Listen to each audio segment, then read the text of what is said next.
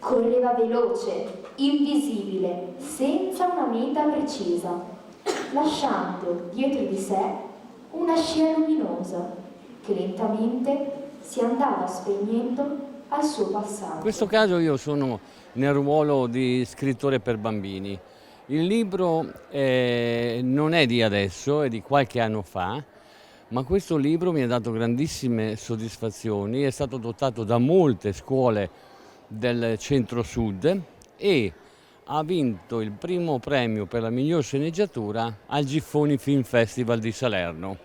Questo è stato un grande impegno da parte degli insegnanti, da parte degli attrezzisti del teatro, da parte dell'amministrazione comunale, perché noi abbiamo provato, i bambini sono venuti qua tutte le mattine a provare 3 ore e non è semplice.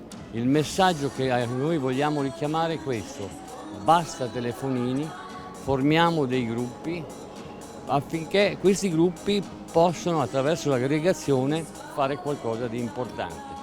Non è un caso che vanno alla ricerca della memoria perduta della maestra, che la maestra perde a causa di un essere diabolico che è Pandemonio e che vedremo nella nostra ricostruzione. Nel mio ruolo di maestra in questo spettacolo io subisco il furto della memoria e saranno i bambini ad aiutarmi a ritrovarla. I bambini che sono stati, diciamo così, reclutati dalle scuole e di conseguenza poi dalle maestre hanno interagito con me in un modo bellissimo, tutto sotto forma di gioco, ci siamo divertiti tantissimo. Io ringrazio Giancarlo e anche Isabella per avermi coinvolto in questo bellissimo progetto e spero che vada insomma un po' in tutte le scuole e che i bambini lo leggano.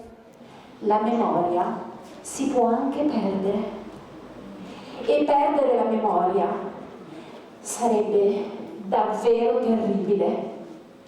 Immaginate di non ricordare più chi sono la vostra mamma e il vostro papà. Immaginate di non ricordare più i vostri amici, la strada per andare a scuola, di non ricordare più come si fa ad andare in bicicletta. Immaginate che a un certo punto non ricordate più nulla, buio. Lo scopo finale è quello di un musical per bambini, richiede molto tempo, molte energie e abbiamo deciso comunque di partire un passo indietro cercando di portare questo libro nelle scuole perché si presta anche come testo didattico. Coinvolgendo i bambini prendono anche un po' più di dimestichezza con quello che è l'argomento e il fine ultimo che è il musical.